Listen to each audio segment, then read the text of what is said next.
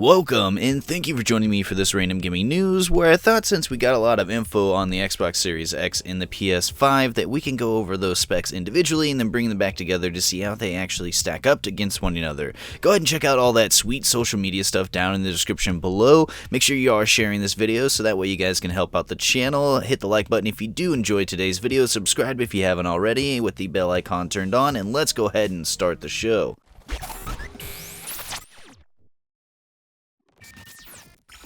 Alright, so first up here, let's talk about the Xbox Series X and some of the specs that were released with it. If you want to know all of them, they're up on the screen. So the first ones I want to talk about are the CPU and the GPU. So the CPU is going to be the 8-core Zen 2 processor running at 3.8 gigahertz or 3.6 with simultaneous multi-threading turned on, which this is a processor that hasn't even been released to the public yet. This is only going to be first debuting in the actual PS5 and the Xbox Series X. Next up is the GPU, which has 12 teraflops of computing power behind it, which is going to make it, pretty good. And I really think that both of those combined is really what's getting that the 128 or the 120 frames per second support or the 8K resolution there with it. And the other notable things that I thought were pretty interesting were the 16 gigs of GDDR6 memory, whereas most, laptops or computers nowadays do have 16 gigs of GDDR5 memory in them, like myself, and my laptop, my desktop and laptop both have those inside them.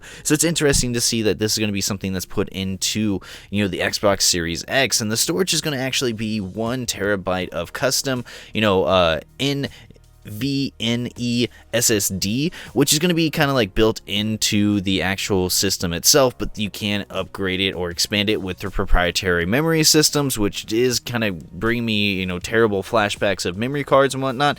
But either or, this is just something that I felt like those were a few of the notable mentions that I thought, we'd get out on the table before we compare, each one side by side, because I really feel like, with it being something that is hitting 3.6 on a simultaneous multi-threading, that it is going to be something that is a big competitor as long as they can have a lot of games to kind of back up their system. I feel like Microsoft does have a pretty good console to go out there, but they also need to get it in a good price range that makes it compete with the PS5 if they were going to do, like 2 consoles, one that was at a cheaper kind of price or anything along those lines. But we'll get into a little bit more of that later. Let's go ahead and switch over to the PS5. Now let's take a look at a few of those PS5 specs, so that way we can go back through and compare them and see what's going on with both of them. So it is going to get the same CPU setup where it is the Zen 2 base with the 8 cores, but it's running at 3.5 gigahertz with variant frequencies. The GPU is going to be going at 10.28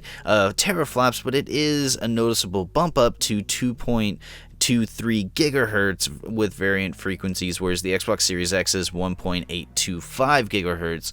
Kind of consistent there with it, running on the same kind of custom architecture that's made for the consoles itself. It does seem like the memory is the same 16 gig GDDR6, but the real standout on the PS5 has to be the actual internal storage. So it's getting a custom 825 gigabyte SSD, which does sound pretty weird. You don't really see 825 gigabytes SSDs, but the standout of it is that it can do almost 9 gigs of compressed memory. You can do 5.5 gigs of raw kind of data coming through it at a single second. So that is a lot, whereas like most consumer SSDs now only go up to about 3.5 or 4 gigahertz per second of raw data. This is going to be something that is, topping that and going above and beyond, whereas most developers have to kind of work around the fact that a lot of the city or a lot of the game, if you're playing an open world game, isn't actually loading. It's just one of the things that kind of loads as you're going through it in those general sections. It kind of maps out where you're headed and kind of loads up those areas, so that way it kind of gets it going,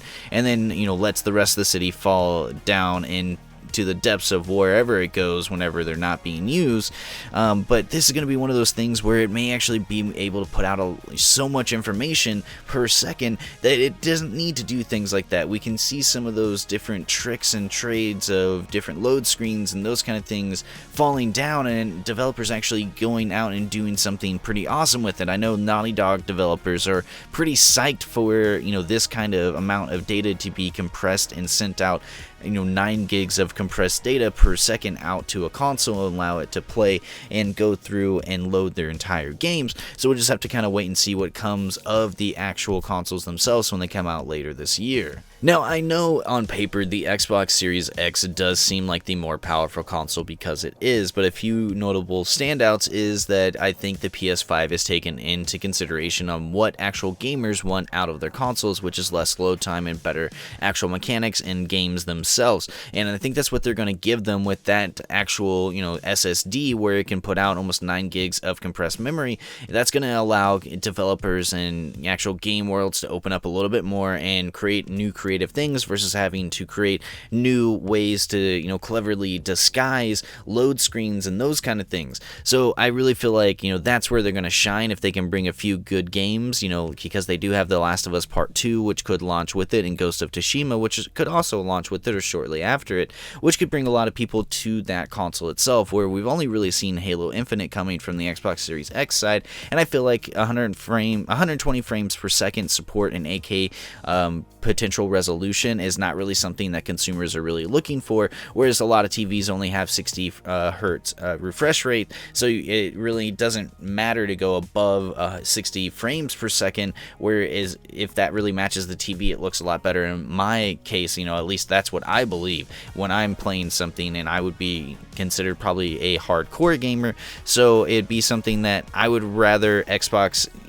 to stick with games and be giving us something that we actually want to play and bringing us to the console to play certain things, versus them kind of giving more gimmicks that don't really matter in the grand scheme of things for playing games, because I can play a game at 30 frames per second as long as it's a really good game, versus playing a really crappy game at 120 frames per second. So I'd like to hear from you guys down in the comments below about what you guys thought about this, because it is kind of interesting. Whereas we have the PS5, I feel like they're really thinking about consumers when it comes to their console, and the Xbox Series X is thinking about making something just more beefy and powerful than everything that's out there. Well, that's the video for today. I'd love to hear from you guys down in the comments below and what you guys thought about this and the comparison between the Xbox Series X and the PS5, or which one that you're actually looking forward to and what games you're looking forward to when it does come to them.